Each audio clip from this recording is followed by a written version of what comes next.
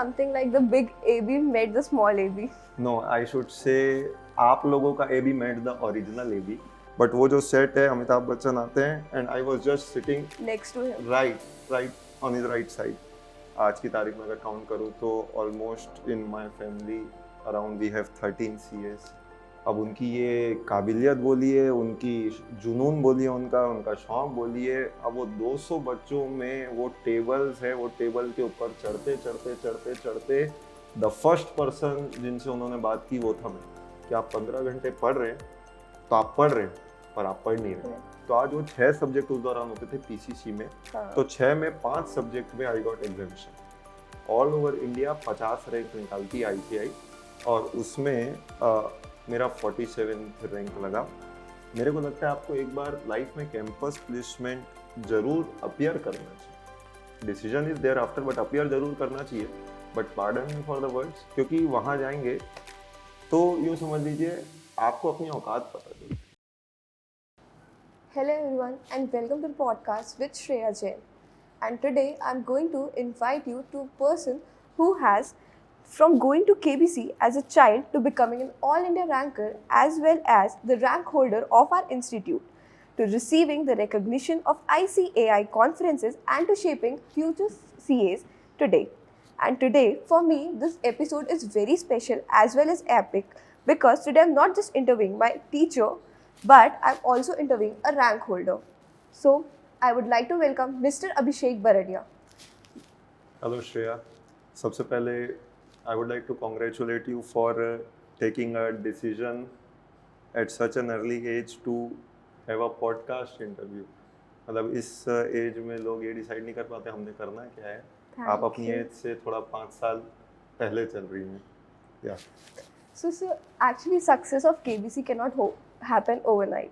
So from a childhood, which is an era of blooming yourself as in playful times or something, how did you get the opportunity to get participated in KBC?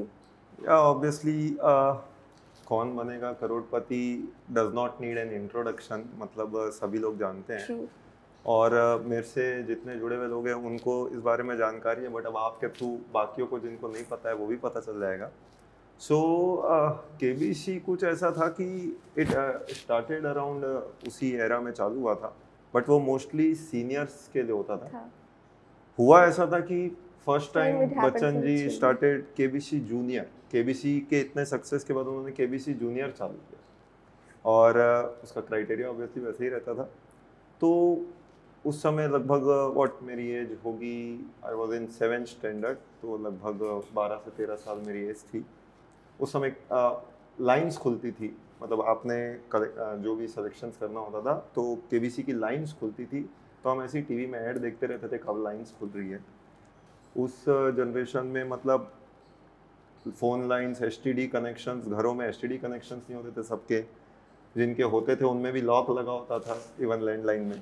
तो हम मतलब उस era पे थे, तो घर में STD connection तो था पर लॉक लगा हुआ था। So this is something like the big AB met the small AB. No, I should say आप लोगों का AB met the original AB, ऐसा मैं बोल सकता हूँ। So like how ये जो early exposure है आपकी लाइफ में, ये आपके CA mindset को कैसे डेवलप किया? वो तो ऑब्वियसली उस पर हम आगे बढ़ेंगे, लेकिन केबीसी का जैसे मैं आपको बता रहा था, तो वो जो लाइंस खुली उस लाइंस में हमने जब कनेक्शन ट्राई किया तो ऑब्वियसली कंप्यूटराइज्ड बातें होती हैं उस समय, क्वेश्चन आंसर सिलेक्शंस हुए। उन्होंने मुझे एक तारीख दी कि भैया इस तारीख तक अगर आपको वहाँ से फ़ोन आया तो समझ लीजिएगा प्रोसेस आगे बढ़ेगा आपका, अदरवाइज यू आर रिजेक्टेड। जो डेट दी एज यूजुअल उस तारीख को फ़ोन नहीं आया तो मतलब समझ गए कि कुछ नहीं होने वाला है। अचानक से स्कूल जाने का टाइम था, suddenly we received a call कि भैया हम केबीसी से बोल रहे हैं।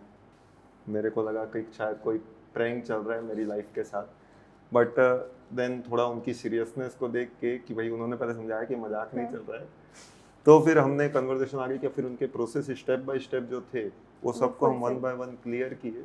उसमें भी सवाल राउंड्स होते हैं क्वेश्चंस के, सब फ़ोन कॉल्स में होते थे। फिर उन्होंने फाइनली सिलेक्शन करके आगे बढ़ते बढ़ते एक फाइनली डेट आई कि भैया आप सेलेक्ट हो चुके हैं, टॉप 10 कैंडिडेट्स में आपको आना है। My God, sir. So how that feeling was for your family? Like were they excited? Diwali तो वैसे अक्टूबर हर नवंबर साल में आती है और मतलब उस आपकी समय आप दिवाली उस दिन समझिए थी। घर वाले सारे फटाके वही फूट गए थे। एंड अब उन्होंने जब कॉल किया फाइनलाइज किया तो सब चीज़ें पहले से मतलब उन लोग प्री डिसाइड करते हैं हाँ, कि भी कौन आपके साथ ले जाओगे एंड किस also only one companion was allowed. लेकिन मेरे साथ हुआ ऐसा था कि होल उस फैमिली। समय सोचिए मतलब अमिताभ बच्चन जिसे आज हम सदी का महानायक बोलते हैं, सोचिए आज उस इस एज पे भी हम उनको ऐसा बोलते हैं, तो उस दौरान मतलब उनकी क्या इमेज रही होगी, मतलब everyone was dying to meet him. तो सब लोग अपने एसोसिएट, मेरी टिकट तो केबीसी वालों ने करवा दी, मेरे साथ जो एक चलेंगे उनकी भी टिकट केबीसी वालों ने भेज दी, बट बाकी बाकी के बाकी सब किसी ना किसी तरीके से केबीसी सेट में पहुंच गए। अब सेट में पहुंचे, you can not imagine, the मतलब वो हैप्पीनेस 10 लेवल। कैंडिडेट, पहले एक रिहर्सल होता है बट देन द हाँ, रियल शो बिगिंस। okay. वो केबीसी का सेट आज भी याद है, मतलब आज भी शुरू से वैसा ही चल रहा है, बट वो जो सेट है अमिताभ बच्चन आते हैं and I was just sitting next to him. Right right on his right side. तो मतलब आप समझ सकते हैं मेरे दिल की धड़कन उस समय, तो मतलब वो क्या बोल रहे थे क्वेश्चन तो मुझे सुनाई दे ही नहीं रहा था। So, sir, like after shifting from childhood era, you have choose some stream. So, which stream you were? Because CA is considered to be a commerce stream अब ये भी एक मतलब यूं as समझ a लीजिए, turning point. अगेन आपने ऐसा सवाल किया जिसके बारे में मेरे से आसपास वाले लोग जानते हैं, बट फिर अब ज़्यादातर लोग जानेंगे कि एक्चुअली 11th-12th मेरा साइंस था, so I was from a science background So, से। this is a complete turning point from the life to shift from the toughest examination of commerce department from a CA and तो then to achieving an all India rank. No, इसमें अब ऐसा है, आप जानते हैं I belong to a typical Marwari Marwadi family family. And which I am proud of, but अब ऐसा था कि मैं हूँ and I have a elder brother.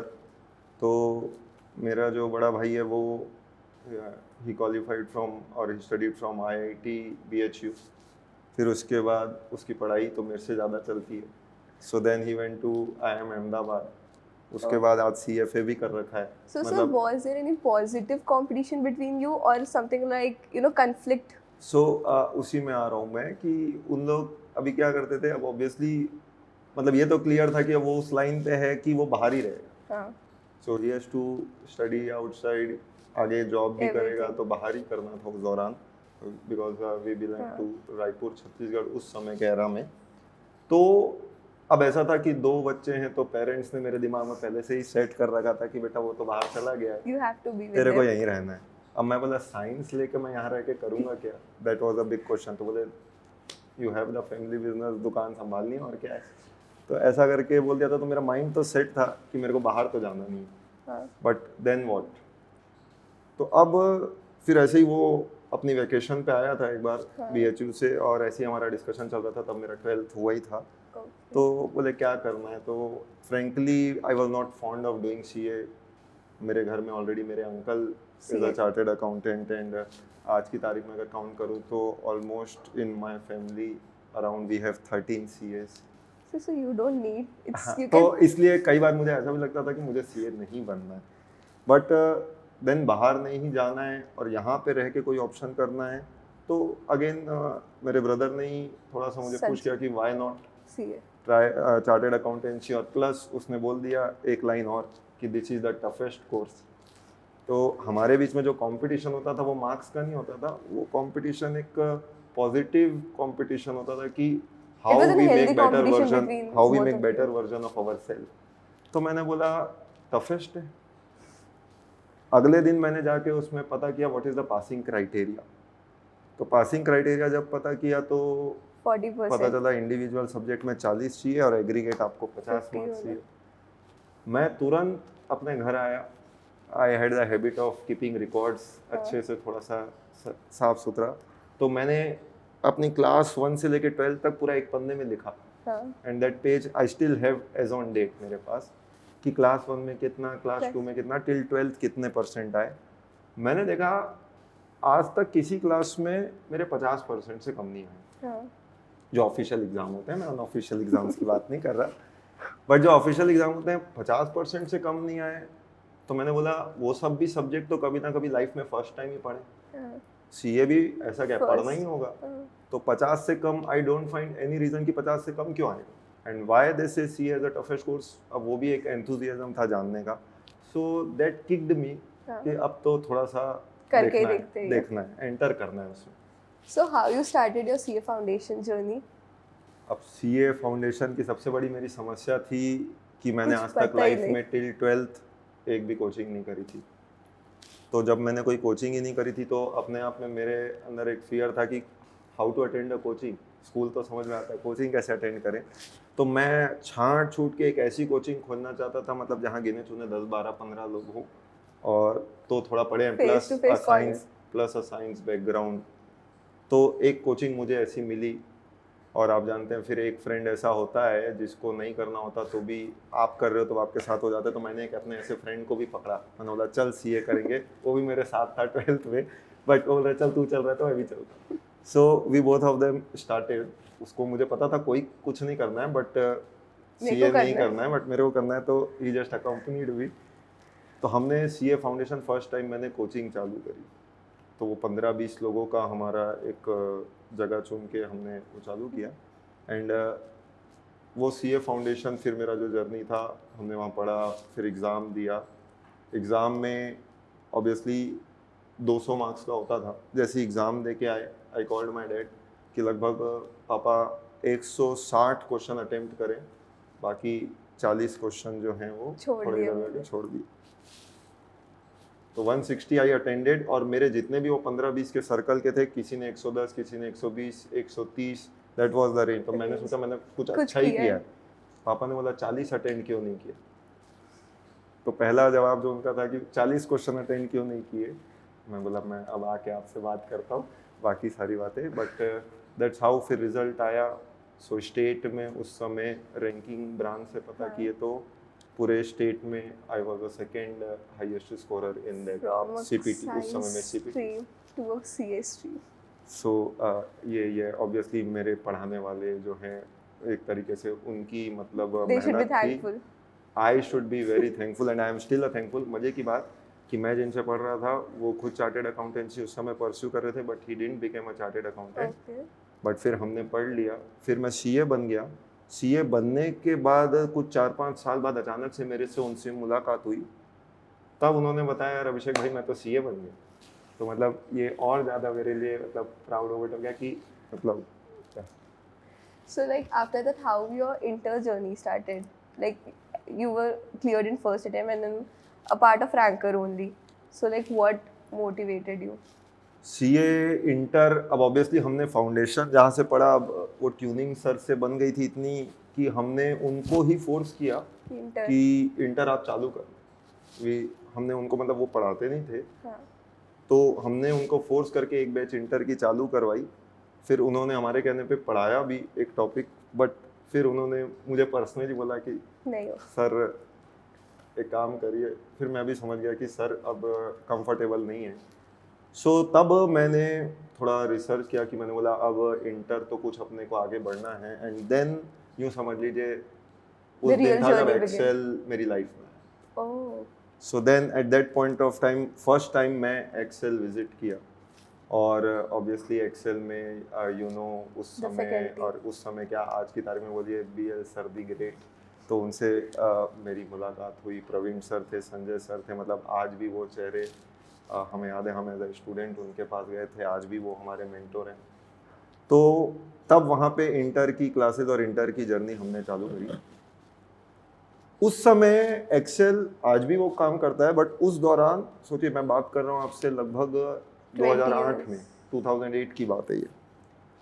Excel अपना एनुअल फंक्शन ऑर्गेनाइज करता था जुनून. हाँ. जो आज भी चलता है हर साल.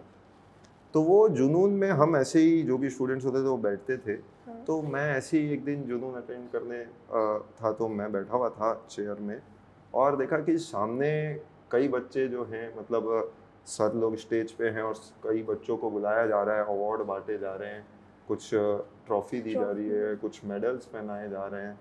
मैंने थोड़ा पूछा भाई ये सब क्या हो रहा है, क्यों हो रहा है. तो बोले ये सब अभी जो एग्ज़ाम दिए थे पास हुए हैं, तो ये सब के वो सब चीज़ें.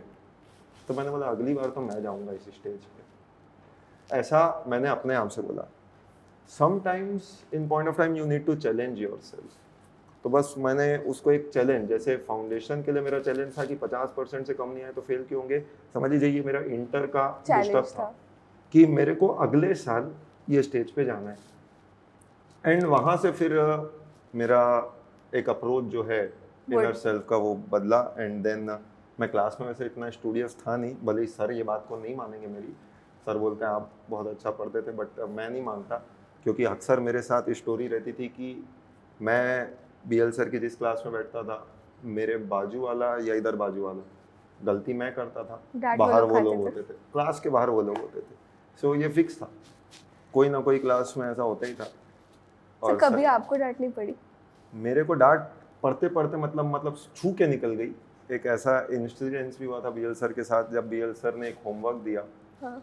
और अक्सर उनकी एक राज की बात है जो मैं शेयर कर रहा हूँ कि वो जिस दिन बोलते हैं मैं होमवर्क चेक करूंगा, उस दिन वो करते नहीं, और जिस दिन कुछ नहीं बोलते साइलेंटली होमवर्क दे देते हैं, अगले दिन आके सबका होमवर्क अच्छी तरीके से चेक होता है। तो एक दिन ऐसा ही था इंटर में, उन्होंने बोला कि यस ये होमवर्क है और मैं कल चेक करूँ, उन्होंने बोल दिया बस। ये मैं कुछ ऐसे कीवर्ड्स को ऑब्जर्व करता था क्लास में, तो मैंने सर के ये वर्ड को ऑब्जर्व कर लिया, मैंने बोला ठीक है आज अपन फ्री हैं। और उस दिन कोई एक मूवी लगी थी, रात के 10 बजे का शो, हम वो मूवी देखने गए। अब किसके साथ गए वो सब छोड़िएगा। तो जब वो मूवी देखने गए, इंटरवल हुआ, इधर मैं पॉपकॉर्न ले रहा हूँ और देख रहा हूँ कि उधर बाजू में सर खड़े हैं और वो भी पॉपकॉर्न ले रहे हैं। मैंने सर को देख लिया, अब मुझे नहीं पता कि सर ने मुझे देखा कि नहीं, पर मुझे इतना तो समझ में आ गया कि कल गया मैं, क्योंकि सुबह 7 बजे की क्लास रहती है और सर की क्लास 7 बजे, मतलब 7:01 भी नहीं, 7 बजे। अब रात के 2-2:30 बजे घर पहुंचते पहुंचते हो गई थी। मैंने ये डिसाइड किया कल तो किसी भी कीमत पे होमवर्क करके जाना है। हाँ। होमवर्क करके जाना है, कोई ऑप्शन नहीं है। तो 2:30 बजे आने के बाद मैंने वो होमवर्क को पूरा कंप्लीट किया, आधी 1 घंटा लगा, सोया। 6:55 I am in the class, 200-250 बच्चे भरे पड़े हैं क्लास में। अब आप जानते हैं, मैंने बोला वो 200-250 हैं, सर मेरे को कहाँ खोजेंगे, और मेरी आदत होती है अक्सर ऐसे कोने में जाके बैठना, जाकि कोई आसानी से ऑब्जर्व ना करे। तो मैं जाके एकदम खिड़की के पास कोने में, मेरे लाइन से वहाँ 10 लोग बैठे हुए हैं, तो कोई ऑब्जर्व ना करे। और 7 बजे बीएल सर आए। अब उनकी ये काबिलियत बोलिए, उनकी जुनून बोलिए, उनका शौक बोलिए। अब वो 200 बच्चों में वो टेबल्स है, वो टेबल के ऊपर चढ़ते चढ़ते चढ़ते चढ़ते द फर्स्ट पर्सन जिनसे उन्होंने बात की वो था मैं। कहाँ से खोज के लाए वो 200 में, मैं किधर बैठा मुझे नहीं पता, बट वो मेरे बाजू आए और बोले सर वो कॉपी बताइए होमवर्क की। मैं बोला इस चीज़ के लिए तो मैं तैयार था, ये मैंने कॉपी दिखा दी, क्योंकि सर वॉज फुल्ली एक्सपेक्टेड कि आ जाएगा, क्योंकि सर रोज एक कैंडिडेट खोजते हैं। अब वो कौन होगा वही वाली बात है, तो मुझे ये पता था तो मैंने बता दी। तो सर के लिए सरप्राइज था, शायद उनको याद ना हो कि भैया इसने होमवर्क कर लिया, कल रात को मैं इसको पिक्चर में देखा था। उन्होंने बाजू वाले से कॉपी मांग ली, उसका नहीं हुआ था। उसको मैंने बता रखा था, सर ने बोला है कल कॉपी चेक नहीं, कल कॉपी चेक करेंगे तो यू कैन बी रिलैक्स्ड। इसको मैंने पिछली क्लास में बता रखा था, वो बेचारा बिना किया है। अब उसके बाद रेस्ट इज हिस्ट्री। सो तो सीए फिर इंटर के बाद आपको रैंक आया इस पे, सो बट वो एक्सपेक्टेड था आपको? मैं रैंक को फ्रेंकली स्पीकिंग हमें उतना आइडिया भी नहीं था कि रैंक नाम की कोई चीज़ होती है। मुझे इतना बस पता था कि कर्म करो, फल की चिंता मत करो। तो मैंने यूँ समझ लीजिए आफ्टर द क्लासेस 3 महीना मैंने पूरा डेडिकेटेड अपने आप को सेल्फ स्टडी का दिया। 2.5 से 3 महीना this is my self study time. और अक्सर, अब आई नो काफ़ी लोग इस बात को एग्री नहीं करेंगे कि आज की तारीख में आप सुनते हैं एक फैशन है कि मैं 12 घंटे 15 घंटे 20 घंटे पढ़ता हूँ, ऐसा लोग कहते हैं। But I am not that much fond of it. मैं अपनी लाइफ में जब आई वॉज अ स्टूडेंट, मैंने 5 से 6 घंटे से ज़्यादा पढ़ाई नहीं करी। रीज़न, और यही बात मैं अपने बच्चों को भी आज बोलता हूँ, रीज़न बिंग वेरी सिंपल, कि आज मैं बोलता हूँ कि श्रेया मैडम, आज आपको लेट्स से आज की जनरेशन को मोबाइल से थोड़ा एडिक्शन ज़्यादा है और मोबाइल चलाना ज़्यादा पसंद है।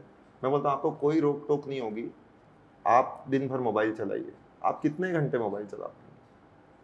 3 to 4 hours, 3-4 आवर्स, 5 आवर्स। मैं बोलता हूँ चलो कोई रोक टोक नहीं है, 10 घंटे। अगर कोई रिस्ट्रिक्शन नहीं होगी तो सामने तो और कम चलाता है। Yes, you know that. At max भी कर लो तो 8 से 10 घंटे, उसके बाद You at a point of yourself will time be like, I have to throw that. तो आप अपने मोबाइल को फेंक देंगे ना। तो मैं बोल रहा हूँ जब आप जो चीज आपको पसंद है आप वो चीज 10 घंटे नहीं कर सकते तो सोचिए ये तो पढ़ाई है। वो भी so how one can study 15 hours. तो मैं अक्सर कहता हूँ कि आप 15 घंटे पढ़ रहे हैं तो आप पढ़ रहे हैं पर आप पढ़ नहीं रहे। प्रोडक्टिविटी को 5 to 6 hours सो वो 5 से 6 घंटा मैं पढ़ता था और पढ़ाई का मेरा ऑब्जेक्टिव था कि I don't fix time, I fix content. हाँ, और यही कितना- अगेन इसका मेरा YouTube का वीडियो भी है जो मैं अक्सर बच्चों से शेयर भी करता हूँ कि आप कंटेंट फिक्स करिए, आप समय फिक्स मत करिए। रीजन अगर आप टाइम बाउंडेड फिक्स कर लेते हैं तो आपको पता है बस मेरे को 3 घंटे 3 पढ़ना है, घंटे 4 पढ़ना है, घंटे I have to पढ़ना है, read that. क्या आप पढ़ रहे हो उसमें नहीं पढ़ रहे हो वो समझ नहीं आता। पर मैंने डिसाइड कर लिया मुझे ये 2 चैप्टर ये 3 दिन में करने हैं तो करने हैं, अब चाहे वो 2 घंटे में हो, 4 घंटे में हो, 6 घंटे में हो। That was my motive. तो ये 3 महीने मैंने मन लगा के ये मैंने मेहनत करी, ये I agree, this I agree. So like who checked your result at the result day? Result में अगर बात करूँ तो रिजल्ट से याद आया फाउंडेशन का जब रिजल्ट आया तो वही मेरे सर, हम तो सो रहे थे, हाँ. सर का ही फ़ोन आया कि अबे रिजल्ट आ गया है उठो। तो सर ने फ़ोन करके हमको उठाया, मैंने बोला अब सर आप ही उठा दिए तो रिजल्ट भी आप ही चेक कर लो। तो रोल नंबर अगर बताया उन्होंने फ़ोन में चेक किया, बोले पास हो। मैंने बोला ठीक है सर थैंक यू। तो ऐसा करके कहने का मतलब फाउंडेशन मेरे लिए एक्सपेक्टेड था हाँ, कि इंटर। पास होना है। बट फिर इंटर का रिजल्ट ऑब्वियसली रिजल्ट तो मैंने ही चेक किया, रिजल्ट चेक किया, पास पास पास, तो वो तो ठीक है, उस समय पास आते थे, आज सक्सेसफुल आते हैं। तो पास आया बट मेरे लिए ज़्यादा सेटिस्फाइंग ये था कि जो मैंने सोचा था वैसा टू द एक्सटेंट मैंने अचीव करने की कोशिश करी कि I didn't show love towards the subject but I also didn't show any hatred towards the subject, और इसीलिए मैंने सब सब्जेक्ट को इक्वल इक्वली इम्पोर्टेंस बैलेंस दिया। करके किया। तो आज वो 6 सब्जेक्ट उस दौरान होते थे पीसीसी में, हाँ. तो 6 में 5 सब्जेक्ट में आई गॉट एग्जामिशन। तो वो मेरे लिए ज़्यादा सेटिस्फाइंग था कि मैंने जैसा प्लान किया था वो अचीव एटलीस्ट 80-90% वो टारगेट Exactly. मैंने अचीव किया। That was more satisfying for. So when you checked that it's your name is in rank list, what was your reaction? फिर वो रैंक लिस्ट का पता चला, मैंने चेक किया रैंक लिस्ट तो पता चला उसमें लिखा हुआ है AIR 47। मैंने बोला ये क्या होता है, फिर मैंने थोड़ा सर्च किया तो कि you get रैंकिंग to- ऐसा होता है क्या, कितने रैंक की कहीं मतलब क्या यूज़ है इसका, क्योंकि साइंस में तो पता था ऐसा सब होता है, परसेंटाइल्स आते हैं और रैंकिंग आती है। मैंने बोला इसमें भी क्या कंसेप्ट है, तब मैंने पता किया तो पता चला कि ऑल ओवर इंडिया 50 रैंक निकालती है ICI, और उसमें मेरा 47th रैंक लगा। और मेरे ज़्यादातर फ्रेंड्स उस समय साइंस बैकग्राउंड वाले थे, उनको मैंने बताया, बोले उन्होंने मतलब अब मेरे को जो बोला मैं आपको बता नहीं सकता कि बोले पास होना तक भी ठीक था, साइंस का हो के तू ऑल इंडिया रैंक ला रहा है कॉमर्स की फील्ड में, वो भी ऐसा एग्ज़ाम जो One of the known है। toughest. तो मैंने बोला भाई कैसे आया मुझे नहीं पता, बोले रहने दे अब यू नो दैट। So आपका CA का जो फाइनल था that was postponed और preponed, क्योंकि आप लोग के टाइम तो आपने postponed एग्जामिनेशन अपीयर किया था या preponed? देखिए फिर इंटर क्लियर करने के बाद आर्टिकलशिप का फेज होता था, उस दौरान लगभग 3.5 साल का होता था if I could remember correctly. तो होता ये था कि आर्टिकलशिप खत्म होती थी फिर आप CA फाइनल Final. अपीयर कर पाते थे। तो मेरा नॉर्मल अटेम्प्ट ड्यू बनता नवंबर 2011, नवंबर 11 की बात है। लेकिन उसी दौरान ICI ने एक थोड़ा सा चेंज लाया। चेंज क्या लाया कि इवन आपकी आर्टिकलशिप खत्म होने में अगर कुछ लिमिटेड इंटरवल ऑफ टाइम बचा है तो आप प्री अपीयर कर सकते पहले हैं। वाला मतलब आर्टिकलशिप खत्म नहीं भी हुई है और इतना टाइम है तो आप एग्जाम दे सकते हो। तो 6 महीना बिफोर का टाइम मिल गया तो मेरा अटेम्प्ट पड़ गया मई 2011। अब मेरे सामने नॉर्मल अटेम्प्ट नवंबर 11 था, मेरी पूरी तैयारी उसके हिसाब से चल रही थी, लेकिन ऐसा ऑप्शन आया, मैंने बोला why to leave a chance. और मैंने बोला अटेम्प्ट तो मेरा नवंबर 11 है, ऐसा मैंने अपने दिल को समझा रखा था। पर मैंने बोला नवंबर 11 में 8 सब्जेक्ट है, अगर मैं मई में पेपर दे के कुछ 1-2 पेपर कम भी कर दूं, एग्जेम्प्ट लिया हूँ, एग्जामिशन लिया और 1-2 पेपर कम भी हो जाए तो मेरे को नवंबर में 6 ही देना पड़ेगा ना, मेरा वैसे भी नॉर्मल एग्जाम 6 नवंबर ही होता है। तो अब उसके लिए मैंने प्लानिंग क्या करी, 8 पेपर होते थे तो मतलब लोग मुझे पागल भी बोल सकते हैं इस चीज़ के लिए कि पेपर 1 मैंने उठाया ग्रुप 1 का और ग्रुप 2 का पेपर 8 उठाया। और मैंने बोला ये 2 मेरे टारगेट है मई 11 के। कि मुझे ये 2 पेपर क्लियर करने हैं, एग्जाम्शन चाहिए ताकि ये 2 पेपर मैं एटलीस्ट नवंबर में ना ना दूं। दूं। तो पहला पेपर और आखिरी तो क्या है, बीच में मुझे टाइम मिल Time जाएगा frame पढ़ने है। के लिए। मुझे बीच के 6 पेपर से कोई मतलब नहीं। Even you won't believe it कि एग्ज़ाम मान लो कल मेरा किसी और चीज़ का एग्ज़ाम है, पेपर 3 पेपर 4 एग्ज़ाम किसी और चीज़ का है, पर मैं 2-3 घंटे पेपर 8 को पढ़ रहा था उस दौरान। तो मतलब आई वाज लिटरली क्रेजी। मतलब मैं इस बात कि में ये अपने आप को दोनों में एडमिट करता एग्जाम्शन हूँ होना ही होना। कि मेरे को वो 2 पे एग्जाम्शन चाहिए, मैं 6 पेपर नवंबर में दूंगा। तो वैसा करके मैंने पेपर अपीयर किया एंड इट हैपेंड। निकल गया एक अटेम्प्ट पे। प्री अटेम्प्ट पे मैंने चेक किया। सबसे पहले चेक करते ही दूसरों ने बोला ये सब मार्क्स वार्क्स छोड़ो, आखिरी में देखा पास पास, छोड़ दिया तो फिर। सीए बन गए। ऐसा दूसरों ने बताया, मतलब मेरे फैमिली वालों हाँ। ने। मैंने तो बोला 1 मिनट, पेपर 1 के मार्क्स बताओ और पेपर 8 के मार्क्स बताओ। I was more keen to know कि 1 मैंने और जो 8 टारगेट सेट किया था वो टारगेट मेरे लिए अचीव्ड अचीव है हुआ है कि कि नहीं। नहीं। तो by God's grace paper 1 exemption था, पेपर 8 इनडायरेक्ट टैक्स होता था, तो वो भी एग्जाम था। मैंने बोला बस ये हो गया ना, अब मेरे को अब बाकी में इंटरेस्ट है क्या है। तो 6 में पास हो गए, तो लिटरली में 11 आई बिकेम सर तो चार्टर्ड। आपका सीए फैकल्टी यानी कि आईसीएआई पे आपका क्या व्यू है? आईसीएआई देखिए, आई आई लिटरली बिलीव कि इतनी शानदार बॉडी है, इतनी प्रोफेशनलिज्म है इस बॉडी में, एंड जो वो काम करते हैं, जो वो अप्रोच जिस तरीके से करते हैं। देखिए, आप नेगेटिव देखोगे तो आपको नेगेटिव मिलेगा, बट आप अगर उसमें पॉजिटिव खोजेंगे तो you will find lots of positive. तो ऐसे प्रोफेशन को मेंटेन करना इतनी इंटीग्रिटी के साथ, इतने प्रोफेशनलिज्म के साथ, चाहे मेंबर्स हो चाहे स्टूडेंट्स हो, I am literally proud of this institute. So after clearing CA, and now I think now there is a campus placement. So how that campus placement job taught you about the corporate experiences at your early professionalism? Shreya ji, what I would like to tell, मतलब campus placement मेरा personal opinion है कि जो भी chartered accountant बनता है, आपने job में जाना है नहीं जाना है वो सेकेंड चॉइस है। मेरे को लगता है आपको एक बार लाइफ में कैंपस प्लेसमेंट जरूर अपियर करना चाहिए। Decision is there after, but appear जरूर करना चाहिए। But pardon me for the words, क्योंकि वहाँ जाएंगे तो यूँ समझ लीजिए आपको अपनी औकात पता चलती है हाँ, कि comparison. Basically whether how much worth you are. तो campus placement obviously CA clear करने के बाद मेरे जैसे मैंने बताया अंकल सीए हैं, तो उन्होंने तो बोला साथ में कर we can do it. But उन्होंने भी इंसिस्ट किया कि अगर campus If you try want to करना है तो ये try. Once in a time opportunity है, you can go for it. तो मैंने अप्लाई किया कैंपस के लिए। कैंपस में भी ऐसा था, कंपनीज आपको शॉर्टलिस्ट करती थी। तो बिग 4 जैसा आप जानते हैं, तो बिग 4 में ऑलमोस्ट 3 तो मुझे याद है, शायद 4, बट तीनों ने मुझे शॉर्टलिस्ट किया। अपार्ट फ्रॉम इट विप्रो और एक नारायणा, ये 5 कंपनियों ने शॉर्टलिस्ट किया था कैंपस में मुझे। फिर उन्होंने तो ऐसे बिग 4 में तो सिलेक्शन हो गया था, बट मेरा थोड़ा सा सोच कुछ दूसरी थी।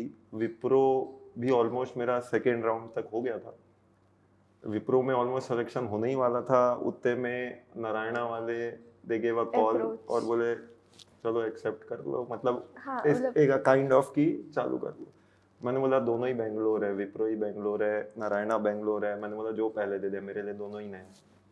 सो देन आई सेलेक्टेड नारायणा। उस समय नाम था Narayana Hrudayalaya hospital, having a head office in Bangalore. आज की तारीख में वो नारायणा हॉस्पिटल एक लिस्टेड कंपनी बन गई है, डॉक्टर देवी शेट्टी फाउंडर। तो वहाँ पे, तो that was my first and rather that was my last job. Okay. So you have also received many of the awards and recognition in ICI conferences too. So from a student, like you have ever visited a conference as a student? No, as a student भी हमने yes ऐसे seminars and conferences तो बीच बीच में हम attend करते ही थे। So what? But ये वाला जो आप अवार्ड बोल रही है, ये बेसिकली मेरे उसी जॉब के टाइम का है। मतलब it's not, let me clarify, ये मेरा पर्सनल अवार्ड नहीं था, बट हमारी टीम थी नारायणा में कंडक्टिंग एन ऑडिट। तो मैंने एक ही साल वहाँ पे मैं जॉब में था लगभग 1.5 से 2 साल के टाइम फ्रेम में। तो मैंने 1 साल उनकी ऑडिट का पार्ट में था। तो जो मैंने उनकी ऑडिट का देख रहा था, तो उसमें हमने जो फाइनेंशियल स्टेटमेंट्स बनाए थे, आईसीआई अलग अलग कैटेगरीज में अवार्ड देता है। तो Okay. जो अवार्ड देता है, तो मेरी जो पूरी टीम थी जो इस ऑडिट की टीम में, ऑडिट के पार्ट में थी, तो आईसीआई की तरफ से नारायणा हॉस्पिटल को उस दौरान मतलब best presentation of the financial statement का अवार्ड मिला था। तो obviously we were a part of Of that it. Team. तो वो एक अनदर Prestigious moment था। प्रेस्टिजियस पॉइंट था कि 1.5 साल के जॉब में भी एक टीम ने एक ही ऑडिट हमको मौका मिला था, उसमें हमने कुछ ऐसा अलग किया। So yeah. So being a part of as a student and now going as a part of either as a judge or a chief guest, what is that keynote that changed your mind? मैं basically आज की तारीख में जाता हूँ और देखता हूँ कि जैसे मान लो मैं स्टेज पे बैठा हूँ और सामने कई लोग बैठे हैं, तो I just keep reminding myself, कुछ समय पहले मैं भी वहीं बैठता था, and this is just to keep me myself grounded कि मैं वहीं से आया हूँ, को I belong to that place. तो ऑब्वियसली यस, ये एक काफ़ी अच्छा फीलिंग होता है, but It's a pride moment for you. या ऑब्वियसली, बट मुझे लगता है एक चीज़ जो सबने माननी चाहिए कि अगर आप जैसे लाइफ में ग्रो करना चाहते हैं, जैसे फॉर एग्जांपल यूँ कहते हैं हर व्यक्ति मुकेश अंबानी बनना चाहता है, तो अगर आप मुकेश अंबानी बनना चाहते हैं तो आप उनकी तरह मेहनत करना भी सीखिए। तो ऑब्वियसली जो भी मेहनत और डेडिकेशन करेंगे, this place is for everyone. So अगर मुकेश अंबानी आए और फाइनेंशियल बातें ना आए तो पॉडकास्ट ही अधूरा है। So like how often you think that you know at the early ages students should start preparing for their financial? See this is something again, मैं पर्सनली भी बिलीव करता हूँ, मैं अक्सर आपसे बात भी वही कर रहा हूँ या ऑन कैमरा मैं आपको वही चीज़ें बोल रहा हूँ जो मैं खुद करता हूँ या मैंने खुद किया है, कि फाइनेंशियल लिटरेसी इज समथिंग जो ऑब्वियसली एक अर्ली एज में स्टार्ट हो जानी चाहिए। मैंने देखा है कई लोग इसके कारण कई बार कई चीज़ों से डिप्राइव हो जाते हैं। So maybe investments, maybe आप कहीं पैसा लगाएं, कितना पैसा लगा रहे हैं वो मायने नहीं रखते, but you need to start. अक्सर आप देखते हैं कि पेरेंट्स आपके, वो अपनी जनरेशन में अपने एज के हिसाब से अक्सर सलाह देते थे कि इन्वेस्टमेंट क्या करना है, तो उनके समय में मोस्टली एफडीज और ये सब ऑप्शन होते थे। अपनी जनरेशन में अगर हम बात करें तो म्यूचुअल फंड्स और स्टॉक्स। तो yes, mutual fund is one such area जहां मैं प्रिफर करता हूं कि हर किसी ने at any point of time चालू करना है। The earlier you go the better you are, correct? क्योंकि वहां से जो पावर ऑफ कंपाउंडिंग आपको मिलेगा, आप एज लो एज बिलीव नहीं करेंगे 500 रुपए महीने से भी चालू कर सकते हैं। तो म्यूचुअल फंड आज मैं अगर अपनी बात करूं तो ऑलमोस्ट मेरे पास जितनी भी स्क्रिप्ट्स होंगी मैंने उनको खरीदा है, बेचा नहीं है टिल डेट, जब से मैंने उसको लेना चालू किया। एंड आप बात करें, let's take a case example कि अगर मान लीजिए मेरे पास 10 स्क्रिप्ट है, तो 10 में से 6 से 7 script what ever I had invested, correct, after becoming CA, almost वो 2 से 3 टाइम्स हो चुकी है, करेक्ट? तो वो 2x 3x वो आज लेने से नहीं हुई है। So that is power of compounding. तो वो अगेन उसके लिए भी मतलब क्रेडिट क्या है, जैसे मैंने बताया, एक conversation between me and my brother, कि हम अक्सर ऐसे कम्पीट करते हैं एक दूसरे से, कि हम कंपनियां तो क्वार्टरली रिव्यू करते ही हैं, हम भी ऐसे बैठ के अपने क्वार्टरली रिव्यू करते थे कंसिस्टेंटली 2-3 साल तक हमने किया कि भाई इस क्वार्टर तेरा क्या रहा बैलेंस, मेरा क्या रहा बैलेंस। तो हम अपने पोर्टफोलियो को क्यूमुलेटिवली ले जाना चाहते हैं, एनहांस करना चाहते हैं। तो ये एक हेल्दी कंपटीशन था, I believe. Great. So coming on social media, what is your review in online versus in offline classes? See, online gives you convenience, offline gives you commitment. Online जो होता है वो आपको चीज़ें आसान तो कर सकता है, बट ऑफलाइन के लिए कमिटमेंट चाहिए, डेडिकेशन चाहिए। हर चीज़ के प्रोज एंड कॉन्स होते हैं, but it's up to you, आप हर चीज़ के कॉन्स ले रहे हैं कि प्रोज। आज ऑफलाइन के फ़ायदे अलग होते हैं, क्योंकि उसमें आप देखते हैं कि आपका खुद का कमिटमेंट, पर्सनल इन्वॉल्वमेंट होता है, करेक्ट? टीचर सामने है, आपको पता है मेरे पास ऑप्शन नहीं है, मेरे को पढ़ना है। And I believe sometime not having options in life is much better. मुझे लगता है हम जब पढ़ते थे काफ़ी अच्छा था, क्योंकि हमारे पास ऐसे ऑप्शन नहीं होते। आज की तारीख में ऑप्शंस इतने हैं कि कई बार ऑप्शंस क्रिएट्स कंफ्यूजन। तो आप देखेंगे not having option is sometimes actually a better option. So it's a full life journey for you because you started from the institute where you are teaching right now. So did you ever thought in childhood that you would be teaching in this? देखिए मुझे पढ़ना अच्छा लगता था ये मैं बोल सकता हूँ, पर पढ़ाना ये मैंने सोचा नहीं था। It was unplanned, extremely unplanned for me कि मैं जब जॉब छोड़ के आया फिर मैं प्रैक्टिस में था ऑब्वियसली, टिल डेट मैं उसी फर्म में हूँ। तो वहाँ से वन फाइन डे ऐसे ही एक पार्टी में मैं गया हुआ था, प्रवीण सर भी उस पार्टी में मिले और वहाँ पे हमारी ऐसी बातचीत चालू हुई कि भाई क्या कर रहे हो, वो जानते तो थे ही ऑब्वियसली मुझे। तो मैंने बोला अभी जॉब छोड़ के आया हूँ और अभी तो मैं अपनी प्रैक्टिस में हूँ। तो बोले why don't you try Join in Excel. Teaching. मैंने बोला सर मेरे को सिर्फ टैक्स पसंद आता है, बाकी एज सच मतलब कुछ नहीं। तो बोले चलो टैक्स से चालू करो। तो in my initial years I started with taxation और उसमें मैंने CS वालों को काफ़ी पढ़ाया। मैं थे मेरे साथी जो आज भी हैं मेरे साथ एक्सेल में, लविश सर। तो हम लोगों ने CS को मतलब 4-5 साल काफ़ी मेहनत करी, हमने पढ़ाया। फिर उसके बाद CA लगभग आप समझिए 2017-18 के अराउंड हमने CA में एंटर किया और CA पढ़ाना चालू किया और फिर तब से लेके मतलब आज तक we are in that field. So like how are you managing teaching field as well as practice? Teaching और प्रैक्टिस ऑब्वियसली जैसे है it's a challenging task, but yes अगर कुछ पाना है तो तो कुछ खोना। कर गुजरना पड़ेगा। तो मीनिंग देयर बाय मैं दोनों ही तरह इक्वली डेडिकेटेड हूँ, बस एक ही चीज़ में मेरी चैलेंज है और वो है फिजिकल प्रेजेंस। तो फिजिकल प्रेजेंस जो है वो एट टाइम्स बस चैलेंजिंग रहता है, but otherwise I as of now till date I am happily managing both of them. So like what matters to you? Like appreciation or the results? मैंने आपको बोला था कर्म करो फल की चिंता मत करो। मैंने अपने इंटर की तैयारी भी यही करी थी, यही अपने बच्चों को भी बोलता हूँ, करेक्ट, कि prepare for the worst you will get the best, if you prepare for the best you will get the worst. Worst. सो हमेशा वर्स्ट का मान के चलिए, आपको जो होगा best he. So genuinely being the one of the favorite faculty of Excel. So what is the challenges that you have to face sometimes?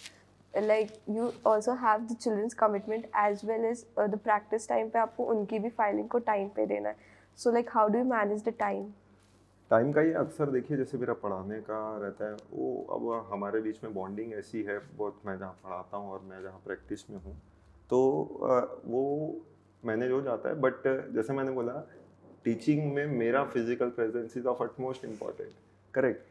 Office में yes मैंने मतलब ऑफिस ऐसे में ऐसे सेटअप्स कर रखे हैं कि मीनिंग देयर बाय सेटअप हो जाता है कि दोनों मैनेज क्लाइंट्स को मेरा फिजिकल प्रेजेंस जब जरूरत है तब मैं हो जाऊंगा, बट ऐसा नहीं कि मेरे को 100% फिजिकल प्रेजेंस चाहिए। So why do you think that students connect with you the most? देखिए इसके लिए मैं आपको एक सिंपल सी लाइन बोलना चाहता हूँ जो अक्सर मैं सोचता हूँ कि शायद स्टूडेंट्स मुझसे यही कहते होंगे, if you tell me I forget, if you teach me I remember, but if you involve me I learn.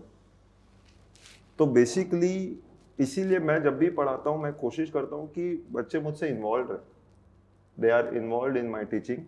तो इसलिए आज आप मेरी कोई भी बैच उठा के देख लीजिए, कोई भी मतलब बैच के बच्चों को उठा के देख लीजिए, शायद आपने अभी एग्जाम दिया है तो आपका भी यही कहना था कि सर मतलब क्वेश्चन पेपर जब आ रहे हैं तो ऐसा लग रहा है हमारी क्लास चल आपकी रही है, पूरी स्टोरीज याद आ गई कि मतलब सर ये वाले क्वेश्चन में आपने ये वाला एग्जांपल जो बताया था, मतलब वो कितनी बार मेरे घर में कैट की वजह से लड़ाई करवा चुके हैं, you don't have any idea. But ऐसी कई स्टोरीज जो है वो बच्चे रिकॉल करते हैं, या so that's basic I try to do in my teaching. Did you remember your first lecture? Yeah, that is a very मतलब मैं I don't want to remember but I do remember. मतलब don't want to remember with respect to कि मैंने क्या सोचा था और क्या हुआ। Literally speaking पहला लेक्चर था, पहला लेक्चर 1.5 घंटे का था, लाइफ में फर्स्ट टाइम पढ़ाने जाएंगे, 1.5 घंटे का टाइम स्लॉट मिला था पढ़ाने का। अब आप समझिए पहली बात तो वो पढ़ाने गए, हम आज जैसे एक्सेल जाए पहले वहाँ नहीं होती थी, तो पहले तो हम अंडरग्राउंड जा जाके भी पढ़ाए हैं, मतलब अंडरग्राउंड में एक क्लास होती थी हमारी, तो वहाँ जाके मैंने अपनी पहली क्लास पढ़ाई थी जिसमें लगभग 20-30 बच्चे थे। और यू वॉन्ट बिलीव मैंने एक एक वर्ड एक एक लाइन लिख के गया था पेपर में कि मुझे ये बोलना है, ये बोलना है, ये बोलना है, ये बोलना है, 1.5 घंटे में मुझे ये बोलना है। एंड पहला टाइम था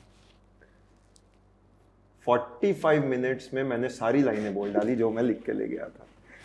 तो मेरा पहला चैलेंज वहीं से चालू हो गया कि 45 मिनट्स में मैंने जो तैयारी की थी वो तो पूरा ही बोल दिया लाइन से करेक्ट। अब सवाल मेरे सामने ये था कि भाई 45 मिनट में बोल दिया, अब बचे हुए 45 मिनट क्या क्लास छोड़ नहीं सकता। तो मतलब समझिए मेरी पहला चैलेंजिंग जर्नी वहीं से चालू हो गई कि किस तरीके से मैंने वो फर्स्ट क्लास फिर हैंडल करी। फिर मैं सोचा कि नहीं, थोड़ा सा तरीका बदलना पड़ेगा, थोड़ा बच्चों को रिवाइज कराते हैं। बट दैट्स हाउ, मतलब वो 45 मिनट क्यूमुलेटिव रिवीजन हो तो आज बन गया।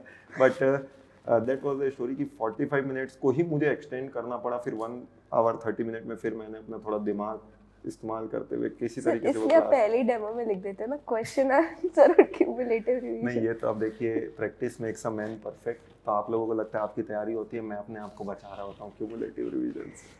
So do you believe in specialization of any subject which leads to a career growth?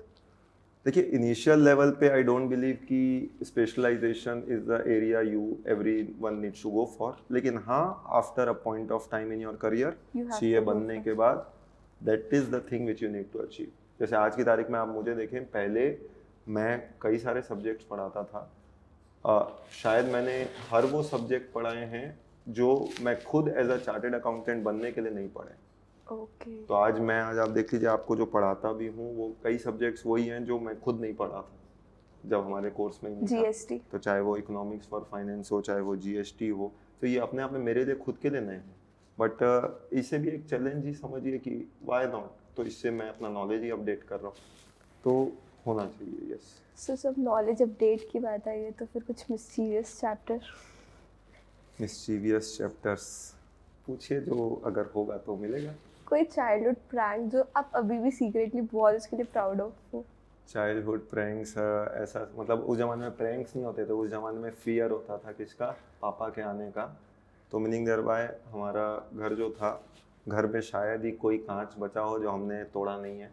तो वन फाइन डे ऐसा ही था कि cricket everyone is fond of खेल रहे थे, घर के सारे कांच टूट गए। 9 बजे पापा के आने का टाइम होता है, हमने बैट छुपाया, मेरा बड़ा भाई जाके बाथरूम में छुप गया, करेक्ट, और मैं बच गया। अब पापा ने देख लिया बैट हाथ में, कांच के चूरे चूरे हुए हुए हैं, जबकि 1 हफ्ता पहले वार्निंग मिली थी कि अब कोई कांच नहीं टूटना चाहिए, करेक्ट। तो वो रात थी, मतलब पूरी रात भर हैंगर ऐसे बाजू में रहता था, और पापा ने, मैंने फिर, आप जानते हो मैं अकेला क्यों फंसूँ, तो मैंने उसको भी बाथरूम से निकलवाया कि मैं अकेला तो क्रिकेट खेलता नहीं पापा। तो हम दोनों को हमारे पापा ने मतलब ऐसे खड़ा रख दिया पनिशमेंट के तौर पे रात भर। अब उन्होंने खड़ा रखा, बट इवेंचुअली हुआ क्या कि उन्होंने रात भर खड़े रखने बोला, हम तो खड़े खड़े सो गए, ही वॉज मतलब awakened eight that point of. तो वो एक थोड़ा सा यादगार किस्सा है। So did like your younger brother or your sibling was also involved with every mischievous act you have done? Elder, he is elder to me. Okay, he's elder to you. So like डांट ज़्यादा किसको पड़ती थी? You or हमारे यहाँ system बड़ा simple था। हम लोग जब साथ में सोते थे तो पता नहीं मेरे पापा जानबूझ के ऐसा करते थे कि अनजाने में होता था कि जब हम दोनों सोते थे, पापा उठाने की आदत रहती थी, ऐसे लात मार के उठाते थे। उस दौरान we are not of that generation की हर चीज़ मतलब मेरा बेटा एंड सो ऑन, तो ऐसे लात मार के उठाते थे। लात मुझे पड़ती थी और नाम उसका पुकारा जाता था कि उठ उठ उठ, तो मतलब 2 in 1 काम किया जाता था। So now we have talked about your rank, strategy, discipline, everything. But what is something all the students are really curious about is your love life. So everyone in the institute thinks that it's a love marriage. हाँ, मुझे भी उन्हीं से पता चला कि मेरी love marriage है, अदरवाइज मुझे तो ऐसा नहीं लगता, क्योंकि इट इज़ मतलब as simple as arrange marriage. मैं क्यों रिस्क लूँ? तो मेरे पेरेंट्स ने ऑब्वियसली या फैमिली ने मतलब किया, इट्स अरेंज्ड मैरिज। या okay, so how did you both met? We met obviously, इसके लिए भी एक मतलब सिंपल सा किस्सा ही है कि मैं तब तक पढ़ाना चालू कर चुका था एक्सेल में भी, और वन फाइन डे उसका आना था, मतलब she was also a chartered accountant, तो वो भी अपने ऑफिस में उधर प्रैक्टिस करती थी। सो टीडीएस की रिटर्न्स की डेट्स, उसकी ड्यू डेट थी, इधर मेरे क्लास की डेट्स थी, तो सडनली उसका आना हुआ, फिर मेरा वो आई, मैं क्लास में था, तो फिर मैंने क्लास छोड़ के मतलब क्लास ख़त्म करके फिर फाइनली गया। तो पहला ही एक्सपीरियंस था कि शी वेटेड फॉर मी, जो उसको थोड़ा अच्छा नहीं लगा, जिसको मैंने एक तरीके से फिर समझा दिया उसको बट अदर देन दैट या हमारी पहली मुलाकात मेरी ऑफिस में ही हुई और फिर वहाँ से बात आगे बढ़ी. So, sir, have you ever discussed any of the text provision on your date? I don't want to take risk in my life. I have enough dates to manage. So मैं ऐसा जो हमारा थोड़ा बहुत टाइम रहता है मैं उसमें इवन शी एंश्योर्स और मैं एंश्योर्स कि हम ऐसा ज़्यादा इन्वॉल्व ना हो. Okay.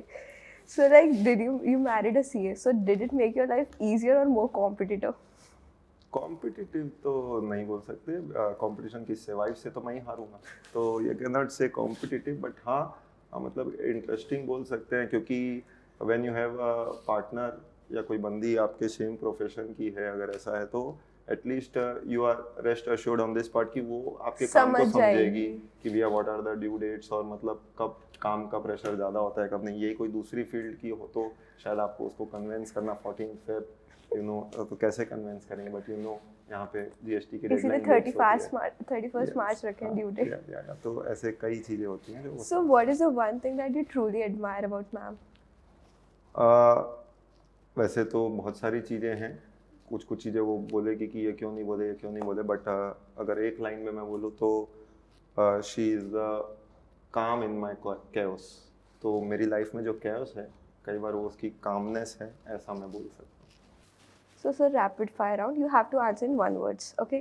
So, all India rank or teaching profession? Obviously teaching. Intelligence or discipline? Discipline creates intelligence. Okay. So, morning study or night study? I am always fond of night study. Mock test or self study? Self study obviously. Strict teacher or a friendly teacher? Mix. If not CA, then what? Might be I would be a podcaster or taking interview of some other CA. Okay. KBC day or a CA result day? Oh, that is dangerous. CA result. Okay. So, from KBC as a child to becoming an all India rank holder of our institute and shaping the future CAs, your journey is truly inspiring, sir. Thank you for sharing not just your success but your struggle and your hardship. Thank Shreya, you, sir. It was nice meeting you. It was a Thank you wonderful so much, sir, for session. giving me your prestigious Sure, time. sure.